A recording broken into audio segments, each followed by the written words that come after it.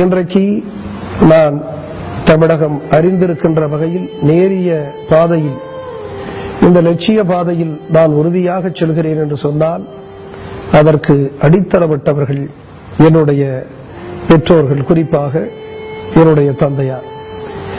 நான் சிறுவனாக இருந்த பொழுது அவர் அலட்டிக்கொள்ளாமல் அறிவுறுத்தியது, கடினப்படுத்தாமல் கற்றுக் கொடுத்தது ஏராளம்.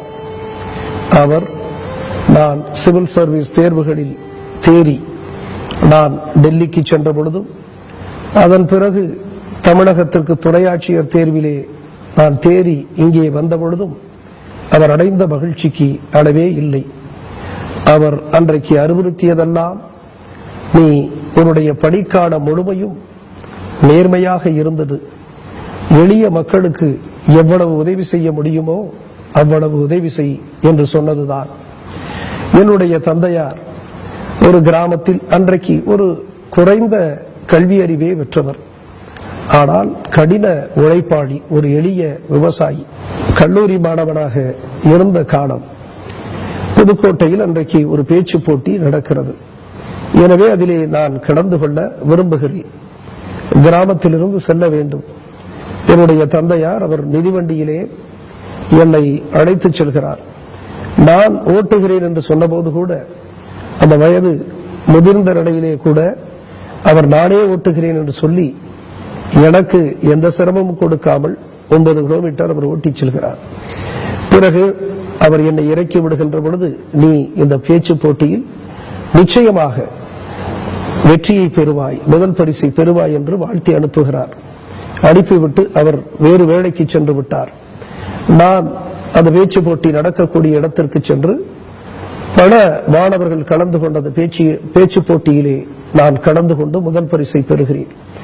நாளை மீண்டும் அந்த இடத்தில், என் தந்தையார் விட்டு சென்ற இடத்தில் மீண்டும் அவரை சந்தித்து அவரிடத்திலே சொல்லுகிறேன், நீங்கள் சொல்லியதைப் போல நான் பேச்சு போட்டியிலே முதல் பரிசை பெற்றுவிட்டேன் அப்பா என்று சொன்ன பொழுது அவர் அடைந்த ஆனந்தத்திற்கு அளவே இல்லை.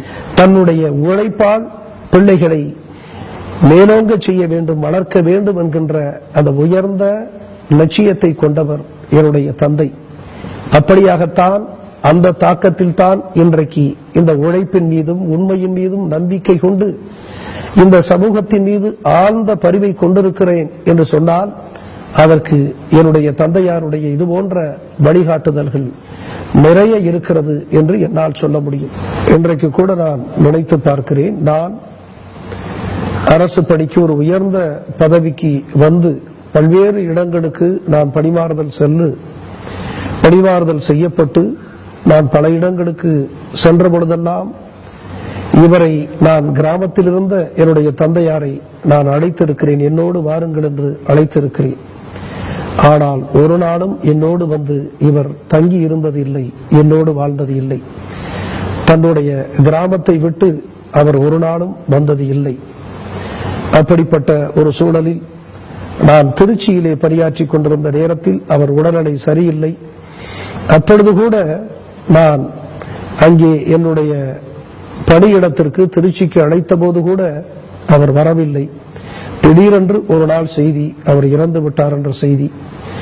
எனவே இன்றைக்கும் எனக்கு வருத்தம். என்னுடைய தந்தையார் எனக்கு இன்றைக்கு அந்த வாழ்வு கொடுத்தவர், வாய்மையை கொடுத்தவர், அவரை நான் இன்னும் கூடுதலாக அவரை கவனித்திருக்கலாம் என்கின்ற அந்த வருத்தம் எனக்கு இருக்கிறது. ஒரு சாதாரண எந்த சூழ்ச்சியும் சுயநலமும் அறியாத ஒரு வெகுளித்தனமான ஒரு எளிய விவசாயியாக இருந்த அவர் என் மீது ஏற்படுத்தி இருக்கக்கூடிய தாக்கம் அளப்பரியது. குழந்தைகளுடைய கனவுகளை நசுக்காமல் அவர்களுடைய விருப்பத்திற்கும் ஆற்றலுக்கும் ஒப்ப ஒரு உயர்ந்த கல்வியை அளிக்கக்கூடிய அப்பாக்கள் நம்முடைய சமூகத்தில் நிரம்பி இருப்பார்களேயானால், சமுத்திரகனியனுடைய அப்பாவை போல நம்முடைய சமூகத்தில் இத்தகைய அப்பாக்கள் நிறைய பேர் இருப்பார்களேயானால், தமிழ் சமூகம் உள்ளபடியே ஒரு ஆரோக்கியமான உயர்ந்த உன்னத சமூகமாக திகழும் என்று நான் உளமாற நம்புகிறேன்.